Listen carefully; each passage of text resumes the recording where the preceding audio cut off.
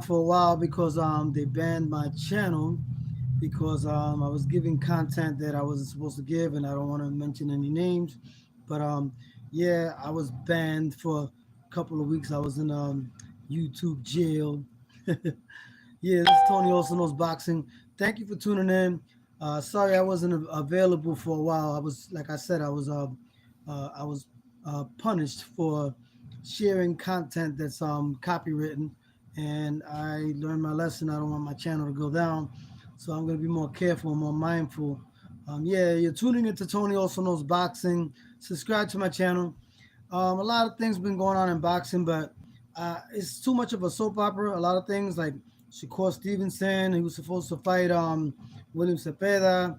He pulled out because Cepeda got hurt. I don't know if it was clout chasing.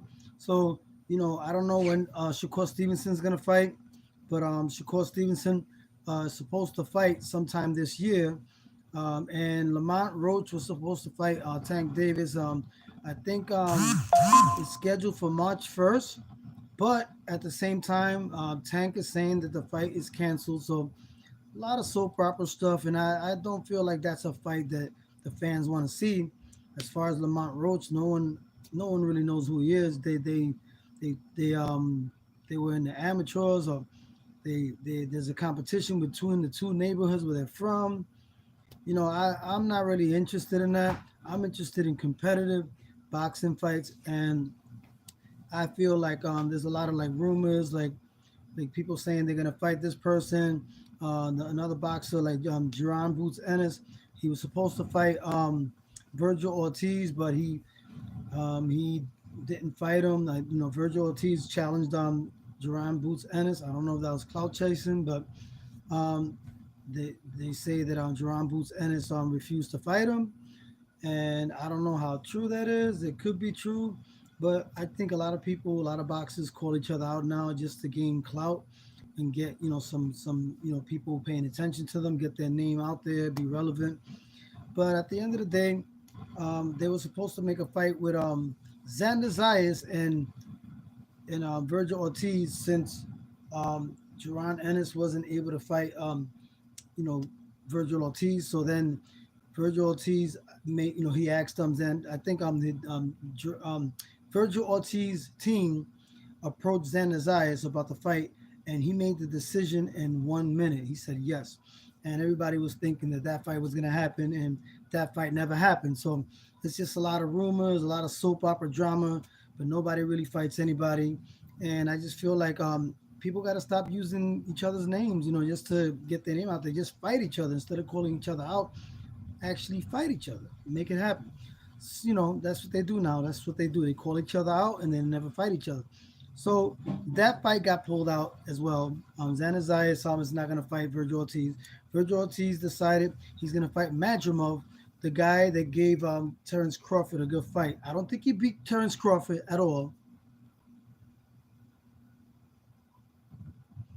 How you doing? How you doing? Thank you for tuning in. Thank you for tuning in. I appreciate it. Subscribe to my channel. Tony also knows boxing. Yeah, I was banned, but I'm back. They banned me for sharing copywritten content, and I'm not gonna do that again. I'll try not to because I don't want to get banned. Okay, so the Virgil Ortiz fight was in between Xander Zayas was not made because Virgil Ortiz decided that he's going to fight Madrimov, the guy that gave Terrence Crawford a good fight.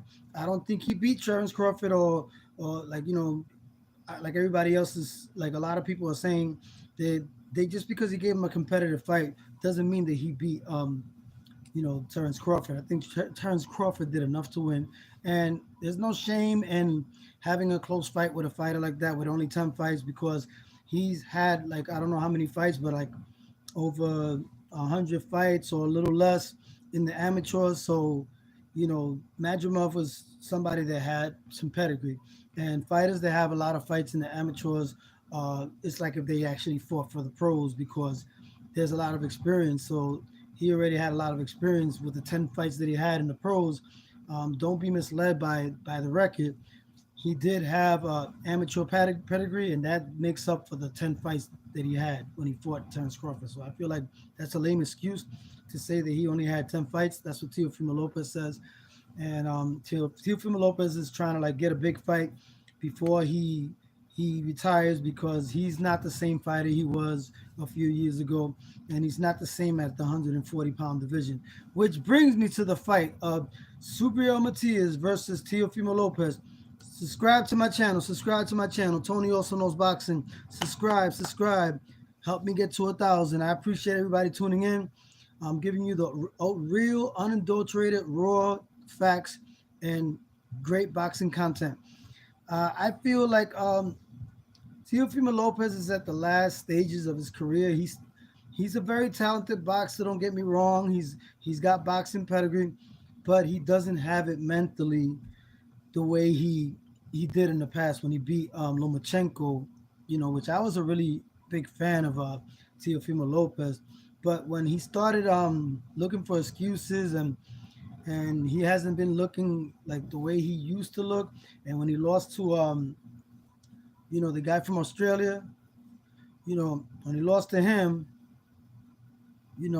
I just felt like he left a lot to desire because he never gave him a rematch. And I feel like when you lose to a fighter, you should always give them a rematch. Like if you lose to them and you feel like that, you wasn't 100%, you should give him he should fight him again to prove to everybody that it was a fluke, and then he could prove that he's the better fighter, which he never did that. So I feel like Teofimo Lopez, he wants to fight Terence Crawford, and that fight is not going to happen because Terence Crawford wants to fight Canelo. He wants to move up 3 weight classes, 147, 54, 60, 68. He wants to move up 3 different weight classes, which, I feel like that's a risk, fighting a guy like Canelo. And Canelo's not the greatest as far as footwork. He's never been. And I feel like, but he's a bigger guy. And there's more of a chance that Canelo can actually beat Crawford. But I think Crawford on basic ability, like based on ability and his pedigree, his boxing pedigree and his skills, I think he can do enough to beat Canelo. But the size differential, like the weight class, there's weight classes for a reason, and I feel like if he moves up 3 weight classes to fight Canelo, he's really taking a big risk, and I would be rooting for Terence Crawford 100% if they was to fight because I am not really a Canelo fan, but I respect that he has a boxing.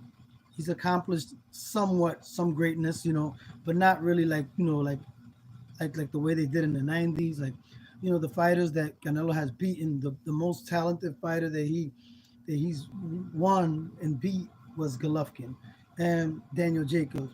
And I feel like Lara beat him, and the fights with Golovkin, there was a lot of close. I feel like Canelo won. He definitely won 2 of the fights, but the first fight, I think Golovkin won. But the other fight, the second fight, it was really, really close. But of course, when Canelo decided to fight Golovkin for the third time, Golovkin was a shell of himself. He was never the same fighter. He fought an old and a has-been that never had the same ability and timing, and he beat an old, used-up Golovkin that was no longer in his prime in the third fight. But as far as Teofimo Lopez versus Subriel Matias, I think that fight is going to be interesting because that fight, Claggett, the last fight that Teofimo Lopez fought, he fought a decision, and he got tagged up a lot in that fight. He got hit a lot. And in the fight before that, when he fought Jermaine Ortiz, I think his name was, I think that he won the fight, Jermaine Ortiz, but they gave the fight to Teofimo Lopez. And before that, Teofimo Lopez lost to the Argentinian guy that fought him. I forgot what his name was, but I feel like he lost that fight, but they gave it to Teofimo Lopez. He says he was questioning himself after the fight. Do I still have it? Do I still have it? A fighter with that kind of mentality, and he's gonna go in the ring against somebody like Subriel Matias. I know Subriel Matias' last fight, he beat Roberto Ramirez by second round knockout, if I'm not mistaken. And he's lost to some good fighters, William Cepeda and Roberto Ramirez, but Subriel Matias knocked him out in the second round. And when Roberto Ramirez fought Zepeda wasn't as dominant as Subriel Matias was. And I'm not gonna gauge Subriel Matias on that fight. Subriel Matias has beat better fighters than Liam Barro. And Liam Barro, he won the fight in Puerto Rico against Subriel Matias, but I feel like that fight was fixed. I don't think that the fight was. I think it was a money grab. They made a deal with Subriel Matias to lose the fight so he could get his own pay per view, and that's exactly what happened. Subriel Matias got his own pay per view in the following fight in his comeback against Roberto Ramirez. That was he headlined the card, and I feel like there's a lot of boxing politics when it comes to like big promoters like Eddie Hearn's Matchroom. They exploit the smaller companies like the ones from Puerto Rico, and they use the Puerto Rican fighters that are as good as Subriel Matias to build up the fighters in the bigger companies like Matchroom Promotions. And it's politics. I hope they don't do the same thing with Top Rank when he fights Subriel Matias versus Teofimo Lopez, because the boxing business is it's a really sinister business, and I feel like we don't know exactly what goes on behind the scenes, but I hope if everything is fair and there's no politics involved where they make a deal where Subriel Matias takes a loss to make Teofimo Lopez look good. If that doesn't take place, I truly believe that Subriel Matias has everything in his arsenal and enough in the will that he has as a boxer to beat a Teofimo Lopez. I think Teofimo Lopez is not as strong as he used to be, like in the 135 division. In the 140-pound division, he does not have the same strength. His power didn't carry on, and mentally, he's not the same. He's not as confident as he used to be. He may talk like he's confident, but in the fights that he's had, all his last three fights, Teofimo Lopez lost those fights. Well, I'm not saying the Claggett fight. He won the Claggett fight, but he did look questionable his performance. Like he got tagged a lot, and he got hit by a fighter that nobody really knows, like Steve Claggett. Like who's Steve Claggett? I can't even. I never even seen him fight in the top level before. So if he gave Teofimo Lopez a run for his money, even though Teofimo Lopez won, I think that Subriel Matias will definitely beat Teofimo Lopez because he's way better than Claggett. And they say styles make fights, but this guy Claggett, he wasn't skillful at all. So I don't know if you could say styles make fights in that case because he doesn't have a style. And I feel like Subriel Matias has a chance to regain the world championship. Is not in the same organization. He was the IBF champion. I thought he would probably fight Hitchinson, the one that beat Liam Faro recently. But no, he's going to fight Teofimo Lopez for the WBO junior welterweight championship, which is good because he's open to fight anybody. He did say that in previous interviews, Subriel Matias, that it doesn't necessarily have to be the IBF junior welterweight belt that he wins. As long as he gets any of the top 140 pounders, he'll take the first one that comes.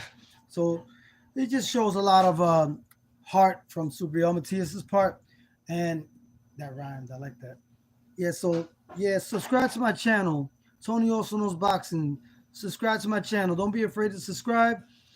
I feel like the Teofimo Lopez fight is built some traction because I know even though Subriel Matias is no longer the champion, he still sells, and he still has the name as he's a Puerto Rican. Puerto Rican boxers sell, and Teofimo Lopez don't really have a hometown that he could really claim. Even though he was born in New York, he claimed Brooklyn because his father's from Brooklyn. His father grew up there. But I think Teofimo Lopez moved out of Brooklyn when he was 5, if I'm not mistaken. But he claims Brooklyn. I don't knock him for that. But they don't really support him like that in Madison Square Garden, like if he was from there. But Subriel Matias doesn't even have to live in New York. With the Puerto Rican population in New York being as massive as it is, Subriel Matias is going to get all the support in New York. He's going to get all the support from the Puerto Rican fighters and non-Puerto Rican fighters, non-Puerto Rican fans, because he has fans, Puerto Rican fans, and he also has African American fans and white fans as well. But I feel like he has more of an opportunity to actually get fan support in New York City, Subriel Matias, because even though he don't live there, since he's Puerto Rican, he's very marketable, and he could have the support of the Puerto Rican fan base in New York City, which is a lot of Puerto Ricans in New York. So Teofimo Lopez, he has all nationality fans, but as far as Puerto Ricans supporting him against Subriel Matias, I think most Puerto Ricans are going to support Subriel Matias against Teofimo Lopez, because Teofimo Lopez don't really have like a solid uh, fan base in New York City as far as like to represent New York City, but he still represents Brooklyn because he lived there since he was 5. His father was the one that grew up there, but I feel like he has a lot of fans though, Teofimo Lopez, and I think that you know he hasn't looked good in his last 3 fights, and he hasn't been strong in the 140 weight class. So I feel like Subriel Matias could upset Teofimo Lopez. I believe that he can beat him, but we will have to see what Teofimo Lopez comes into the ring, and if the Teofimo Lopez of old comes into the ring, which I highly doubt is going to be in the ring because he hasn't been the same, then that's going to be a tough fight for Subriel Matias. But if it's the Teofimo Lopez that we've seen in the last 3 fights, Subriel Matias is going to run right through him. And they say styles make fights, and I feel like Subriel Matias' style is wrong for Teofimo Lopez. It's not a good style for him because he has too much heart. He's too relentless. He throws a lot of combinations, and in that weight class, Subriel Matias is acclimated. He's actually dominant in that weight class. But Teofimo Lopez has not been dominant at the 140 weight class. He has not. He beat Josh Taylor, but Josh Taylor was inactive for so long, for almost 2 years. So, of course he was gonna look good beating Josh Taylor because Josh Taylor was he was still the champion and he was still undefeated. And then when Teofimo Lopez fought him, it made him look like he was something out of this world because he fought a big name like Josh Taylor, but Josh Taylor wasn't the Josh Taylor of old when he fought him because he was out of the ring almost 2 years. So I'm not really impressed with that. I'm not sold on that, but I feel like yeah, when Subriel Matias lost in Puerto Rico, I feel like I had different people say that he overtrained and that could happen because Subriel Matias has beaten way better fighters than Liam Paro, knocked him out, and he loses to Liam Paro. I feel like he when he fought him, he was definitely landing on him, but for some reason he wasn't landing the way he wasn't throwing as many combinations as he usually throws, and I feel like there was something skeptical and fishy behind the scenes with that with the negotiations of that fight, what they worked out. But I don't want to talk about that. And there's another thing. There's Fernando Vargas. He's been criticizing Felix Trinidad, saying that Trinidad loaded his gloves. He's such a sore loser. I had so much respect for Fernando Vargas as a fighter, but when he started trying to defame Felix Trinidad in his recent interview, saying that he loaded his gloves, the guy's a fool. He's an idiot because in the only place that it was illegal to wrap your gloves like that was in New York, but it was legal in any other part of the United States, Las Vegas. It was only illegal. It was only illegal there, but it was nothing to do with with him having more power by loading his gloves. It had nothing to do with that. It was to protect his hands, and that actually minimized his boxing power, like if you will, like if he the way he was wrapping it, if he put a little bit too much or a little bit less, it would just minimize his his power. Like he won't be able to make the impact with the punch. So it had nothing to do with having more power, loading his gloves to have more power. It was to protect his knuckles because when every time he would fight, since he was a power puncher, he would hurt his hand. So it was just to protect his knuckles. But it was not illegal hand wraps like Margarito. Uh, you know, even Richardson, the trainer of Bernard Hopkins said that Felix Trinidad's hands were not illegally hand wrapped to have power. It was just illegal in New York to hand wrap your hands like that. It was to protect his knuckles. But the only place that it was illegal to wrap your hands like that to protect your knuckles when it came to Felix Trinidad was in New York. But every other place, Las Vegas, everywhere else you went, it was legal. So it wasn't some illegal hand wraps like the way Fernando Vargas was insinuating in the interview. He was blatantly, saying stuff, like a sore loser because he felt like, like Fernando Vargas was saying that Felix Trinidad was hand wrap his hands, illegally. He's a sore loser because he was trying to say whatever happened to in his other fights. Why he didn't knock anybody out? He did knock out other people. He knocked out he knocked out this guy. What's his name? That crazy guy. What's his name?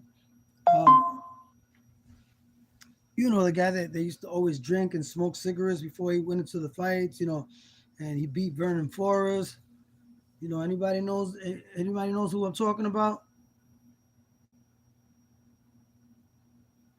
How you doing? How you doing? How you doing? Sigma Gray.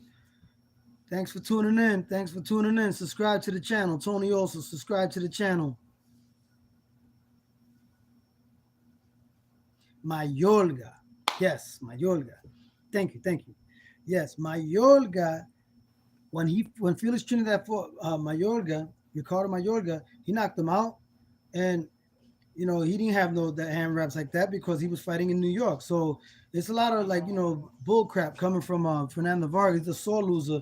He knows that Puerto Rican boxers are better than Mexican fighters, man. He knows that. That's why he can't take the fact that he lost to a Puerto Rican. He knocked him out, and he knocked him out real bad. That he still has memories of Felix Trinidad's power, because he even said that it wasn't normal when I was getting hit by Felix Trinidad. He had his hand wrapped illegally. That's not true because it was only illegal in New York, but everywhere else it was legal. He just did it to wrap it to protect his knuckles. But this guy was defaming Felix Trinidad, saying that as soon as Trinidad threw a jab, that he wasn't human the way he hit. It's because Felix Trinidad wasn't human when he hit. He was that powerful, and the Mexican guy, Fernando Vargas couldn't handle the Puerto Rican power. And I had so much respect for Fernando Vargas. But when he started talking like that about Felix Trinidad, after all these years, you could tell he's traumatized. He's traumatized. He never got over that loss that Felix Trinidad gave him. Felix Trinidad beat you, knocked you out fair and square. He beat your butt. He beat your butt. And just take it like a man. Take it like a man. You can't handle the truth. He beat you fair and square. Don't defame Felix Trinidad's name. Felix Trinidad is a clean fighter, and he should sue you. I would encourage Felix Trinidad to sue Fernando Vargas for trying to defame his name like that by saying that he was wrapping his hands illegally when he wasn't doing that illegally. He was protecting his knuckles. It was only illegal in New York. Everywhere else, Las Vegas, it's legal. It was just the rules in New York were different. But he never hand wrapped his hands illegally, and he always knocked out other people after he beat Fernando Vargas. He beat William Joppy. He beat Ricardo Mayorga, knockout, both of them. And then what's the other guy? Sharifi, whatever, that French guy that he fought in Puerto Rico. That's nonsense. Stop hating on Felix Tito Trinidad. He's my favorite fighter of all time, and Muhammad Ali and Roy Jones. I got Pernell Whitaker as well. I like Pernell Whitaker. Shakur Stevenson reminds me of Pernell Whitaker. Subscribe to my channel. Subscribe to my channel. Tony also knows boxing. Yeah, I'm excited about, to tell you the truth, I'm excited about these fights right here. David Benavidez versus David Morrell. Boom. February 1st. That is going to be a bomb burner. That's going to be a great elite fight for true, pure boxing fans. Yes, there's not a lot to get excited about in boxing these days because it's too much of a soap opera. This fighter says he's going to fight this fighter. This fighter says he's going to fight that fighter, but the fights don't materialize. But with David Morrell and David Benavidez, you are going to get your money's worth.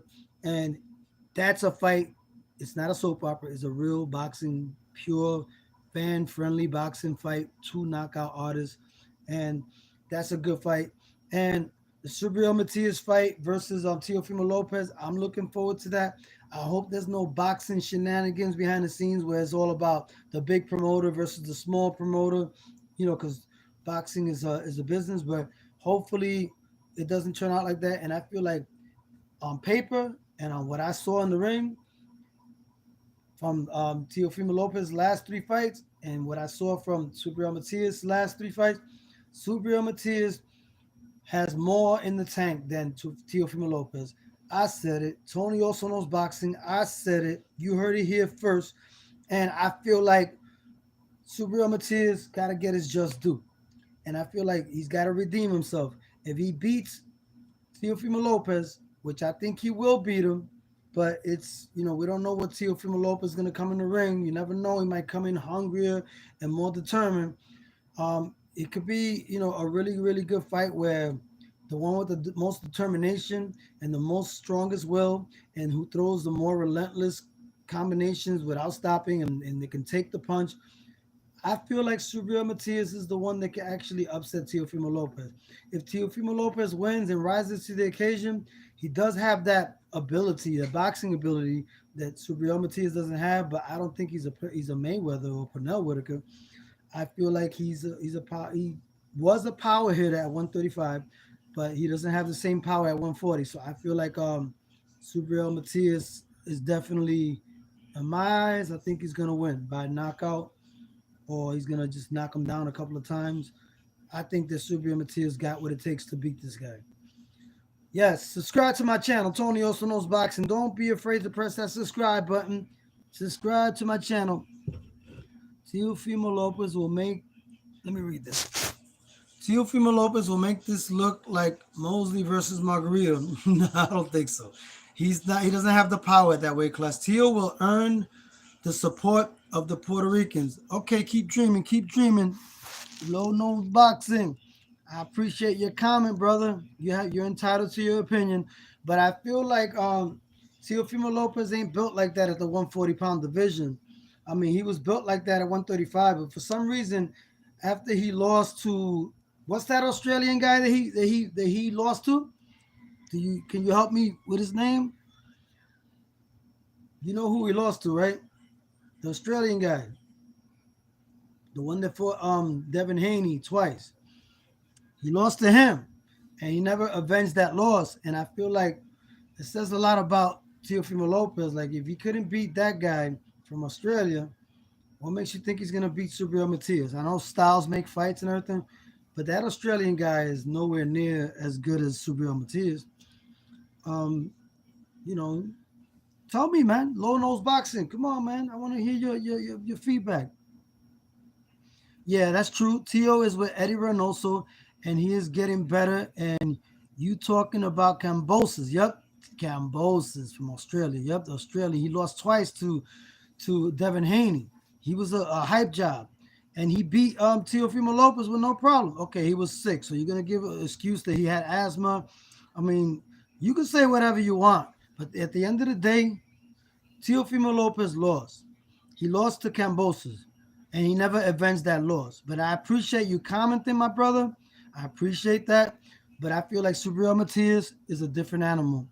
He's not. He's not like that. He's not like Cambosis. He's a lot better than Cambosis. And that's good. Triangle theories means nothing because if that's so, why Cambosis couldn't beat Loma and Teal outclassed Loma? Cambosis, Teal, he well, okay. The styles, like it depends on who brings their A game. Like okay, you're saying Cambosis couldn't beat Loma and Teal outclassed Loma. Okay, but styles make fights. Cambosis' style, he couldn't really deal with the style of Loma. But Teofimo Lopez was able to deal with that style. And remember, it was at 135. It wasn't at 140. So Teofimo Lopez had the style to beat a Lomachenko. But for some reason, Cambosis' style was able to overwhelm Teofimo Lopez. Why that is? Okay, so you're saying the physical issues that he had going affected him. It could be true. I'm not gonna count that out because he does have asthma, so I'll give him the benefit of the doubt in that loss. I'll give him the benefit of the doubt. Yes, because he was sick and he does have asthma. Okay, and he still knocked down Cambosis like Teofimo Lopez did, in spite of him being sick like the way he was, and that's what he's saying that his reason was for losing. Then why he got in the ring then? So why did Teofimo Lopez get in the ring? He agreed to it.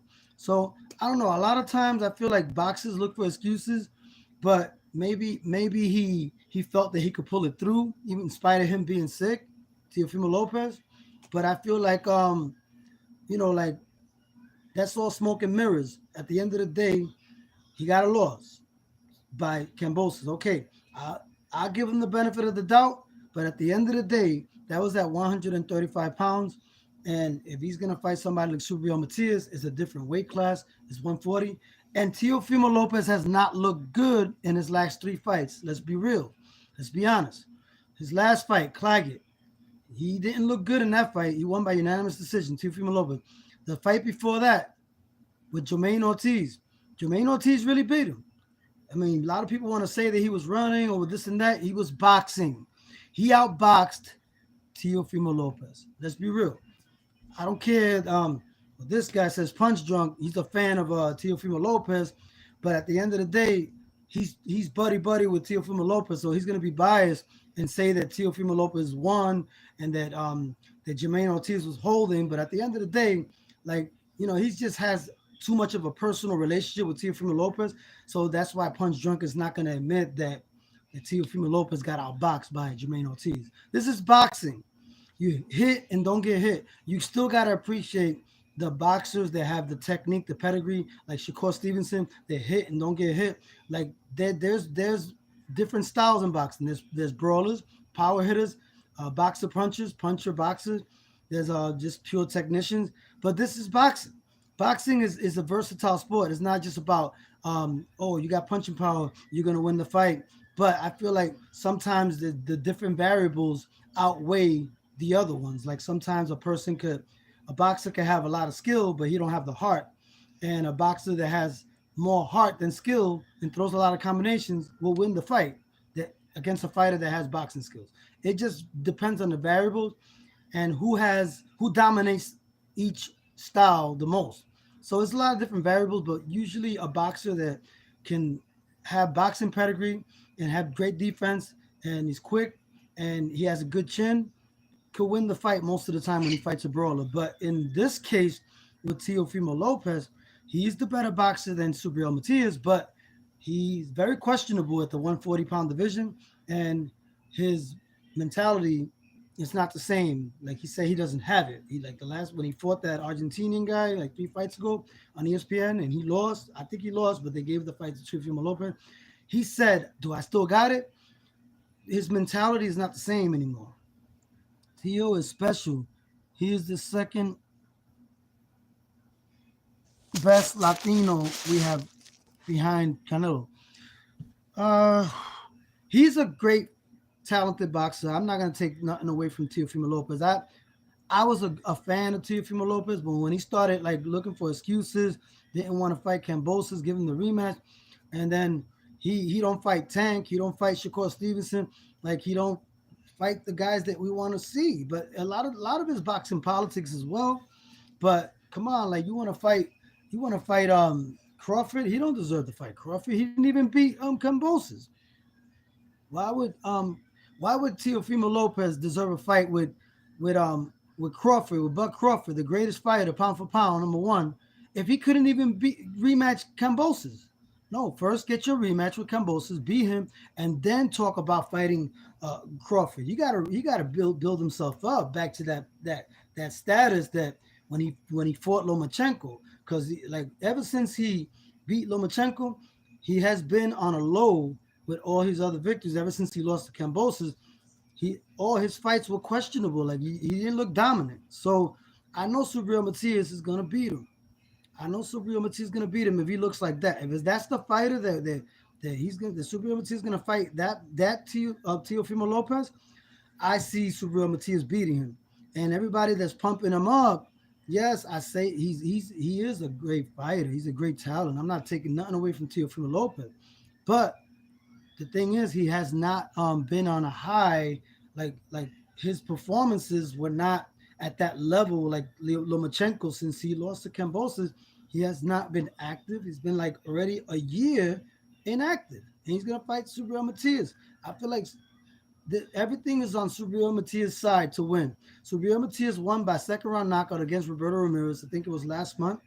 So I feel like he has a he's his career is he has more left. I feel like he has more left. But yeah, this is Tony also knows boxing, low nose boxing, low nose boxing. Thanks for tuning in. I appreciate your comments, and hey, you're entitled to your opinion, and I respect you for what you feel, what you truly believe in your heart about Teofimo Lopez. But I think Subriel Matias is gonna beat him, and it's a good fight. Anybody could win that fight, really, because we don't know what Subriel Matias is going to be there. We don't know what Teofimo Lopez is going to be there. But I feel like Subriel Matias has more in the tank, and he's better, stronger at 140 pounds, and he's very dangerous and very powerful. And you cannot be inactive fighting a guy like that coming out of a 1 year layoff. You're taking a big chance. And I feel like Subriel Matias wins, and all the talk about Puerto Rico and all the insults that Teofimo Lopez said about Puerto Rico. It was just to make the fight happen. I feel like he's a good promoter, Teofimo Lopez, but Subriel Matias is gonna show him that Puerto Ricans ain't soft, and he's gonna prove that. And I feel like he don't have to because we have a boxing pedigree. Like we haven't seen uh, Hondureño lineage in boxing. Like it's not really like it's. I never heard of any other Hondureño boxer other than Teofimo Lopez. But Teofimo Lopez is from Florida, but he lived in Brooklyn, born in New York for 5 years in New York. He lived. So, I just feel like Subriel Matias is going to win that fight. He's going to have the Puerto Rican fans behind him, and it's going to be on ESPN. It's not going to be on pay-per-view because uh, top rank Bob Arum believes that a lot of people stream the fights illegally, and that it's going to take away from the money from the fight.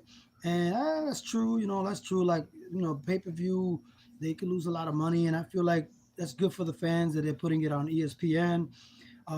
Yeah, it's gonna be March 15th, 2025. Subscribe to my channel, Tony Also Knows Boxing. Tony Also Knows Boxing. Subscribe to my channel. I appreciate everybody tuning in. God bless. Yeah, 2025. Happy New Year. Check out my album, the Monumental Truth, The Prodigy of Abiso Campos. Check out Unite the Tribes. And I got all my music is available on Spotify, Pandora, YouTube, and all major platforms. I got 2 new albums coming out this year. Mi Patria, talking about what's going on in Puerto Rico, the colonialism of the United States, Act 60, and Puerto Rico being a sovereign nation. I got a lot of bomba, plena, música jíbara de la isla on that album, and the essence of who I am. I got TKA. AB featuring with me in one of the songs, "Never Give Up," that I wrote for my mother as a house song, but I got an Afro beats version of it, and I got house music on it, Afro beats, R&B, uh, salsa on the essence of who I am is dedicated to my mother, who passed away, and I miss. Um, I'm gonna honor her with both albums, regardless. But the essence of who I am is gonna be dedicated to my mother, and the other album by Red Moon Music, Mi Patria, is gonna be dedicated to Puerto Rico. Yeah, subscribe to my channel. I love everybody tuning in. Subscribe to the channel. Press that subscribe button. Click the like button. Don't be afraid to subscribe. If you want more content, keep supporting my channel. I want to get to 1,000 subscribers. I'm getting there. I appreciate everybody tuning in. And Low Nose Boxing, respect to you, my brother. It wasn't the Styles. Okay, I read that already. Yeah, Low Nose Boxing. I appreciate you. God bless you, and Happy New Year to you. Thanks for tuning in my channel. Subscribe, and let's network. Let's network, brother. No Nose Boxing. I know who you are. I watch your content. You got good content, brother. Let's network. Let's do a collaboration one day, God willing. If you want to do it, it's not forced. It's got to be organic. I'm a real brother. I like to do things organically. But yeah, boxing. Check out my boxing channel. Subscribe to my channel. One love. Subscribe. Press that subscribe button. I appreciate everybody tuning in. Tony Also Knows Boxing. Bam.